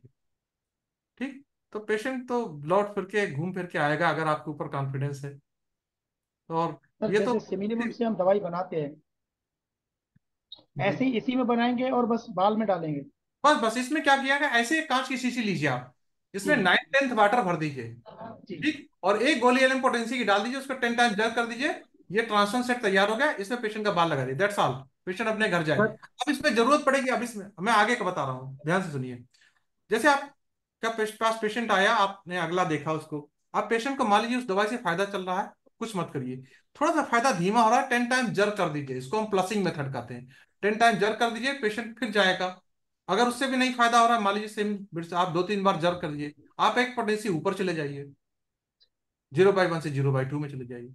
तो हम केंट के 12 ऑब्जर्वेशन को फॉलो करते हैं। आज की बात है, मैं आज आपको बताऊं, कई बार होम्योपैथी के प्रिंसिपल पे बहुत स्ट्रिक्ट रहना पड़ता है। आज की बात है, आज सुबह मेरे पास एक पेशेंट का ट्रीटमेंट चल रहा है, मुंबई के पेशेंट है, उस बच्चे को अस्थमा है और साथ में एटोपिक डर्मेटाइटिस है। मैंने उसका ट्रीटमेंट किया, आज करीब 5.5 महीने हो गया। उसके बाबा ने हमको फोन किया कि बच्चे की स्किन में कंडीशन में बहुत गड़बड़ है, बच्चा कह रहा है ट्रीटमेंट आप बाल निकाल दीजिए, बाल रोक दीजिए, ट्रीटमेंट रोक दीजिए। हमने उनसे पूछा अस्थमा कैसा है, उन्होंने कहा अस्थमा तो ठीक हो गया। हमने उनको ये भी, वो एक शौकिया होम्योपैथ भी हैं, हॉबी होम्योपैथ हैं, मैंने उनसे पूछा हेरिंग लाभ की ओर समझते हैं ना आप, अगर बच्चे का अस्थमा ठीक हो रहा है, मैं स्किन अगर वर्स हो रही है तो मुझे क्या मेडिसिन चेंज करनी चाहिए? कहीं नहीं, बच्चा मान नहीं रहा। हमने कहा मेडिसिन अब नहीं, आपको बंद करना, बंद कर दीजिए। मैंने उनको समझाया, नहीं माने, उन्होंने कहा ट्रीटमेंट बंद कर, उन्होंने कहा बंद कर दीजिए और आप जाइए एलोपैथी में जाइएगा, जिंदगी भर के लिए इनक्योरेबल कर लीजिएगा। अगर उसको स्टेरॉइड लगा दिया उन्होंने, लाइफ टाइम इनक्योरेबल हो जाएगा अस्थमा। तो हम लोग को अपने प्रिंसिपल से डिविएट नहीं होना है, पेशेंट रहे जाए। हम गलत काम कैसे कर लेंगे इस जगह पे बैठ के? ये एक बड़ी जिम्मेदारी की चेयर होती है ना ये। सर एक दो बार सर जैसे पोटेशियम कि ने बढ़ाया एक मिनट सर, और हमें स्टॉक लगा के रख दिया, अगर हमारी ड्रग सिलेक्शन बराबर प्रॉपर नहीं है तो क्या हम चेंज भी कर सकते हैं? बिल्कुल चेंज कर सकते हैं, यही तो एक, हालांकि ये इसका एडवांटेज है, लेकिन इसका मिस यूज नहीं करना चाहिए। जी। एडवांटेज है, कई बार ऐसा होता है, हम लोग यहाँ मैंने 1-2 बार ऐसे भी किया है, हमने केस को डिस्कस किया, हम अपने असिस्टेंट डॉक्टर से डिस्कस किया और पेशेंट का हमने बाल लगाया, चला गया। 2 घंटे बाद हम केस में, अरे यार ये तो गड़बड़ हो गया, ये तो बिल्कुल जस्ट उल्टी दवाई हो गई।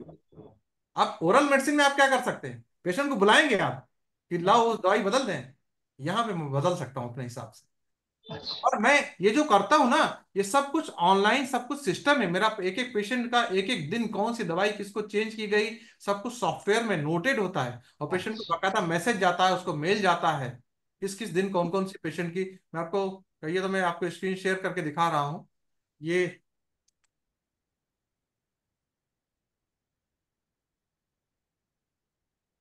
देखिए, मैं आपको, सॉरी, मैं बस आपको स्क्रीन शेयर कर रहा हूँ, ये मेरा सॉफ्टवेयर है।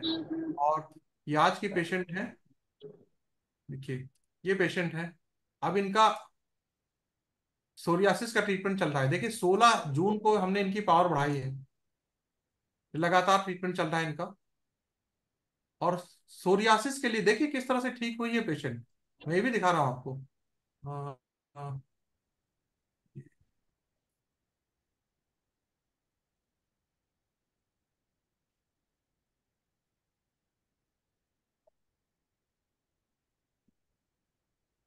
देखिए ये पेशेंट थी सोरियासिस की, और ये आज की पिक्चर्स है। ठीक, सोरियासिस, पीसीओडी, कई सारी समस्याएं थी। और इनको जब जब हमारे पास जब बाल लगेगा, जब मैसेज आएगा, उनको इमेज आएगा, मेडिसिन चेंज होगी, कि पेशेंट का सब कुछ, किस दिन पेशेंट ने क्या बताया, सब कुछ हमारे सॉफ्टवेयर में नोट होता है। बड़ा काम है ये, मल्टीटास्किंग है, बहुत आसान काम नहीं। जितना मैं आसानी से फट फट फट केसेस दिखा दिए, इतना आसानी से होता नहीं, बहुत सर मेहनत करनी इसकी फी पड़ती है। ऑनलाइन आती है सर? जी, हर बीमारी का ट्रीटमेंट का फीस अलग से? उसके बारे में अब यहाँ से मैं पर्सनली क्या डिस्कस करूँ ठीक है सर, मैं क्लिनिक आके मिलूंगा सर, सॉरी। हाँ, क्लिनिक आके मिल लीजिए, सर मेरी एक क्वेश्चन, वेबसाइट एक देख लीजिए, उसमें क्वेश्चन, एक सब कुछ है। Question sir sir. एड्रेस बता दीजिए सर प्लीज, सर एक कहाँ पे क्वेश्चन अपना लास्ट, क्लिनिक है एक बार? रवि क्लिनिक एक डॉट क्वेश्चन कॉम सर देख लास्ट में। लीजिएगा, जी www.raviClinic.com, इस पे जाइएगा, सारी इंफॉर्मेशन इस पे है। ठीक श्योर है सर, ठीक।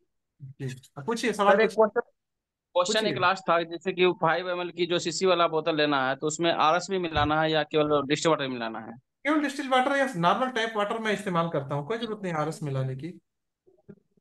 अच्छा, आरएस एक बूंद भी नहीं उसमें देना है? ना, कोई जरूरत नहीं है। आप डालना चाहे डाल दे, उससे थोड़ा हेयर वगैरह में कभी फंगस नहीं लगता है।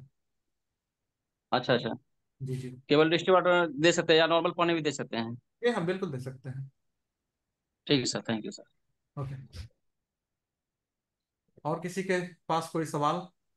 सर आपसे बात करने की बहुत इच्छा थी, एक दो जी, बार मैसेज भी मैंने आज भी डाला था मैसेज, अच्छा अच्छा, ठीक है। लेकिन आपने शायद देखा नहीं, जी, तो आपने अच्छा किया, thank you sir, thank you.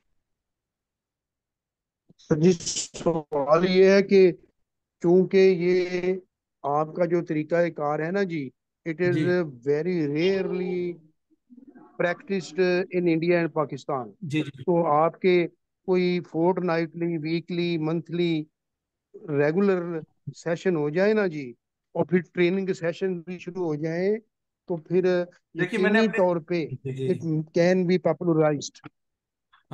yes, obviously I will follow that. जी And there is one physician in the Pakistan, doctor Mohammad Khurram करके कोई है, और उन्होंने मुझसे ही सीख कर वहां पे पाकिस्तान में ट्रांसलेशन चालू किया है। मैं, सिटी में है सर। हाँ, ये मैं उनका प्रोफाइल दिखा रहा हूँ, homeoenergy.com पे जाइएगा।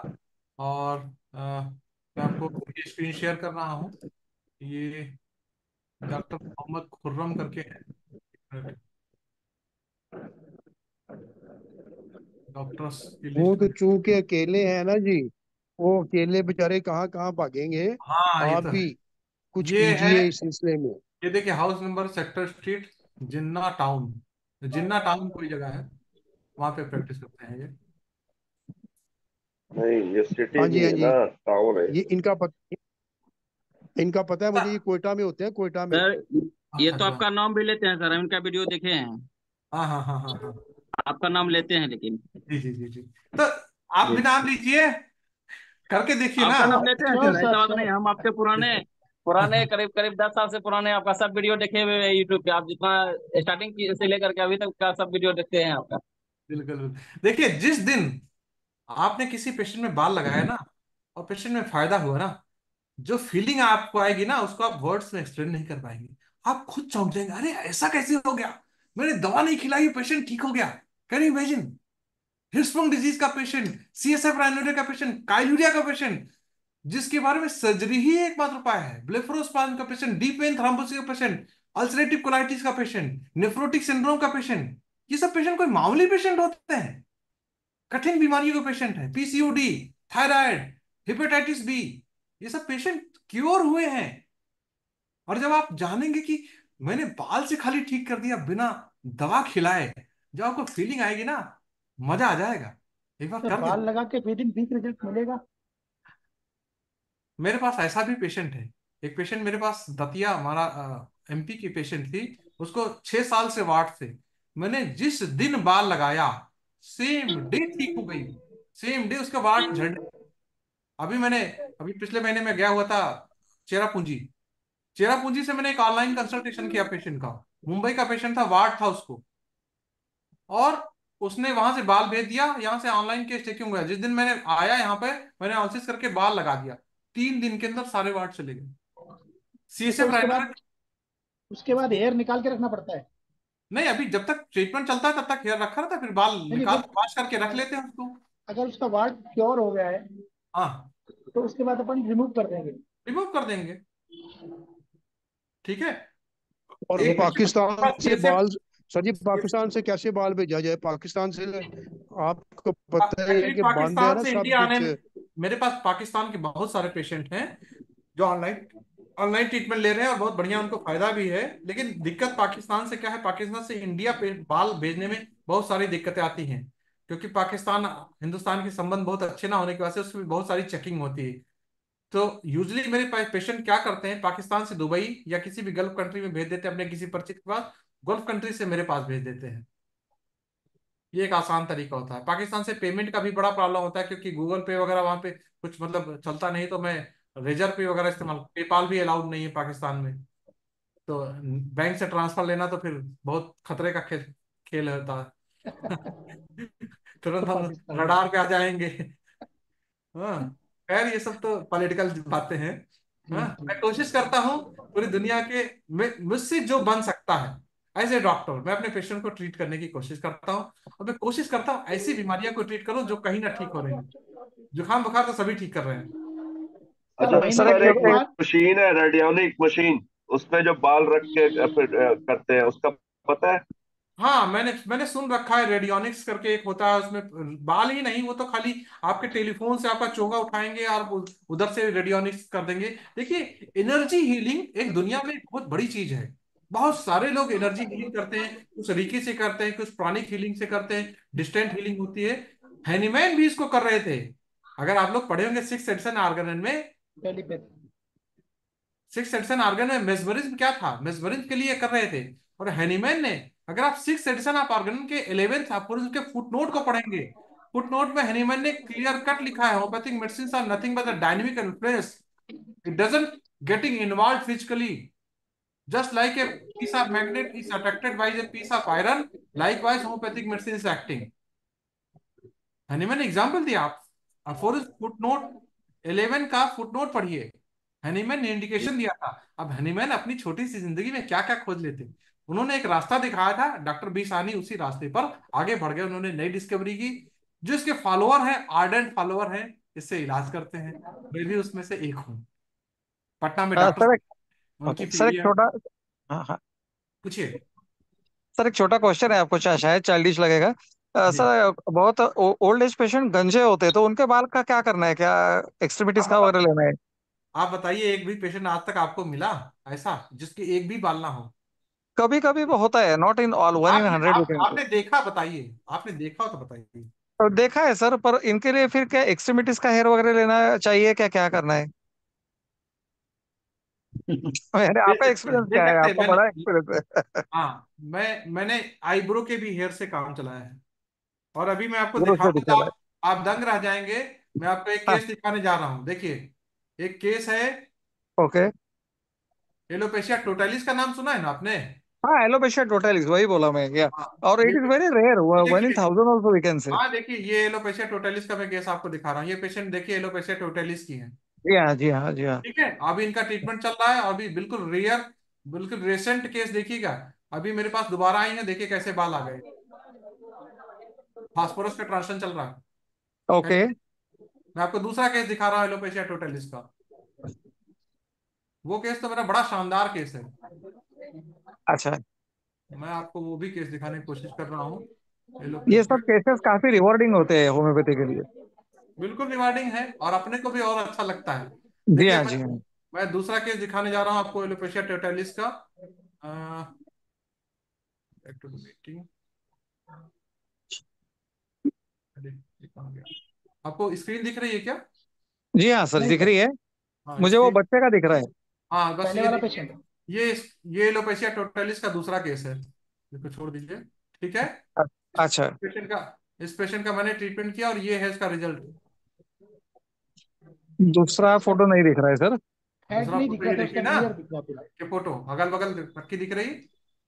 नहीं सर, पहले ही दिख रहा है फोटो। देखिए मैं एक बार स्टॉप शेयरिंग करता हूँ। अभी मैं फिर से शेयर कर रहा हूँ स्क्रीन, अब देखिए।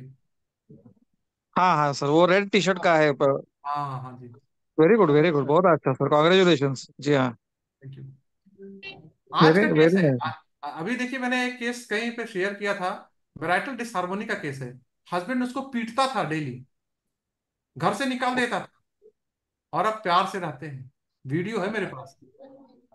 हाँ, बहुत सारे केसेस। आप जिस बीमारी का केस कहेंगे, मैं उस बीमारी का केस दिखाऊंगा आपको। सर महीने में डॉक्टर एक रवि, घंटा दीजिए प्लीज सर। डॉक्टर रवि, जी। ये प्लग्ड हेयर और फॉलन हेयर, इनमें कुछ फर्क होता है क्या? किस तरह से बिल्कुल फेल फर्क होता है, होता खास है। करके फॉलन हेयर जो में बाल खुद से गिर जाते हैं उनमें कुछ फर्क है दोनों में? बिल्कुल फर्क ये है।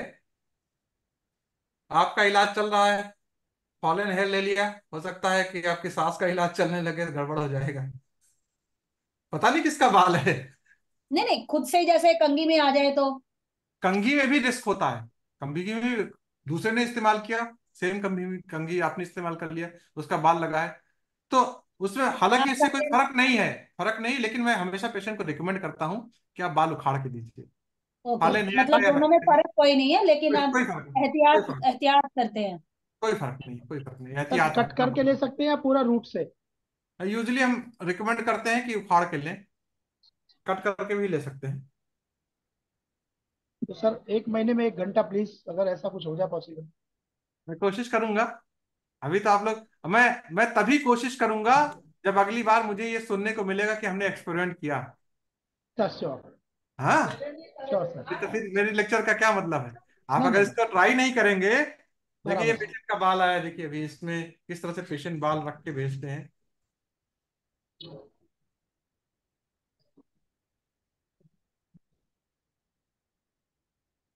देख पाएंगे, देखते इसके अंदर पेशेंट का बाल रखते हैं। ठीक है। तो तरह तरह से पेशेंट भेजते हैं, इंटरनेशनल कुरियर्स आते हैं बाल के। हाँ। अब और कोई सवाल? सर आपका कोई वेबसाइट है टू डेमोन्स्ट्रेट दिस मेथड? हमें अच्छा लर्निंग हो जाएगा इनिशियली ने। मैंने लिख दिया है, homeoenergy.com और raviklinic.com। आप चैट बॉक्स में जाइए, दोनों में लिखा हुआ है। Okay sir, thanks for sir that. ये यूट्यूब चैनल भी है आपका कि नहीं? यूट्यूब जी चैनल है? हाँ, यूट्यूब चैनल भी है, डॉक्टर रवि सिंह के नाम से। देखिए मैं आपका यूट्यूब चैनल भी दिखा दूं आपको, एक बार वो भी शेयर कर दे रहा हूँ। क्या सर ये डॉक्टर बी साहनी जिससे पहले कोई हेयर से इलाज नहीं कर पा रहे थे क्या? देखिए न्यूटन के पहले भी तो सेब गिरता था ना। जी। हाँ, न्यूटन ने सोच लिया काहे नीचे गिर गया भाई, काहे ऊपर आसमान में क्यों नहीं उड़ गया। ठीक है। सर एक सो क्वेश्चन। जी, ये एक बार मैं हाँ आपको ये, समझा दूं। ये मेरा यूट्यूब का चैनल है, रवि क्लिनिक के सेंटर ऑफ क्लासिकल होम्योपैथी। बहुत ज्यादा नहीं, 26,000 के सब्सक्राइबर हैं थोड़े से, लेकिन वीडियो बहुत थे इसमें, हजारों सर वीडियो कुछ थे पेशेंट्स के। कुछ हजार अब बहुत तेजी से बढ़ने वाले हैं। धन्यवाद। हाँ, कोई क्वेश्चन पूछ रहा था, पूछिए जी। हाँ सर ये पूछ रही थी कि आजकल जो लेडीज है सब या जेंट्स है हेयर कलर एंड मेहंदी वगैरह यूज करते हैं, तो उसका भी एक लेयर आ जाएगा हेयर फॉलिकल पे, हेयर स्ट्रैंड्स पे, तो क्या वो आपके रिजल्ट में अफेक्ट करेगा? यूजुअली नहीं, हम ऐसा मानते हैं कि ये जो आपकी बाल होता है ना, इसका एक पर्टिकुलर एनर्जी है, कुछ ऑरा है, कुछ आपकी बॉडी का फील्ड है। और बाल में मेहंदी लगाने से यूजुअली हमने तो आज तक कभी नहीं देखा कि कोई, हम तो मेहंदी लगे बाल ले लेते हैं, डाई लगे बाल, कोई फर्क नहीं पड़ा। देखिए ये सब ऐसी चीज है ना, जिसको जब मास में आप हजारों लोग जब ट्रांसफर करेंगे, कोई ऐसी रिसर्च होगी, 10 पेशेंट मेहंदी वाले, 10 पेशेंट बिना मेहंदी वाले, हम करके देखेंगे, तभी मेरा इंडिविजुअल एक्सपीरियंस है कि इसमें कोई फर्क नहीं होता है। Okay okay, thank you sir. जी चलिए 6:30 हो गए डॉक्टर रवि, जी जी जी, टाइम ओवर चल रहा है। ठीक है, सर एक क्वेश्चन पूछ सकती हूँ मैं? बिल्कुल पूछिए डॉक्टर हाँ मीनाक्षी। हाँ जी सर, ये हेयर जो हम ट्रांसमिशन के लिए यूज करते हैं और उसे डिप करते हैं, it should be dip from the follicle side और फ्रॉम एनीवेयर एल्स? एनीवे हम यूजुअली फॉलिकल साइड से डिप,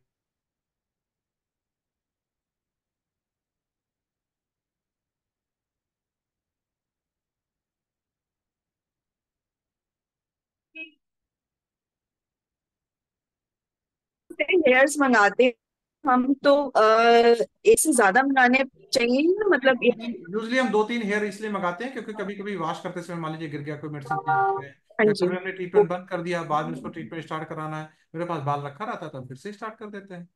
ठीक, थैंक यू सर। जी चलिए ठीक थैंक यू है, डॉक्टर रवि आज के लिए। आप आशा है आप लोगों को पसंद आया होगा सेशन।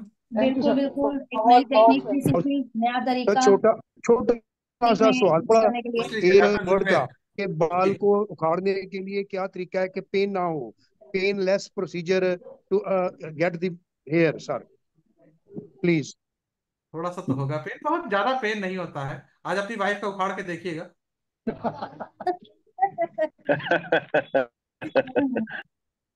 हाँ बहुत, खुद कौन खाएगा? यूजली तरीका क्या होता है, बाल को ऊपर से पकड़िए और नीचे से रूट की तरफ से खट से निकाल लीजिए, ऊपर से पकड़ेंगे और रूट की तरफ से अंगूठा लगाएंगे, खट से निकल जाएगा, कोई पेनफुल प्रोसीजर नहीं होता है। ठीक है जी ठीक है, मैंने डॉक्टर संजय, बुक का लिंक भी भेज दिया है आपको, जो वेबसाइट की लिंक भेज दिया है, आप लोग देख सकते हैं। जी डॉक्टर संजय, मेरी लाइट चली गई है। कोई बात ओके नहीं सर, हम लोग देख रहे कोई हैं बात नहीं। चलिए okay doctor Ravi, thank you, फिर वेलकम। कभी जल्दी मिलेंगे। जी ठीक ठीक, thank you sir. Thank you once again. और अच्छा लगा आपके साथ नई चीजें सीखने के लिए आज मिली, और लगा कि होम्योपैथी में इतने अच्छे केसेस और इस ढंग से भी देखे जाते हैं। पैथोलॉजिस्ट तो बहुत देखते हैं डॉक्टर्स, लेकिन एक न्यू टेक्निक के साथ देखना, न्यू विजन के साथ, वो अच्छा लगा। Thank you once again.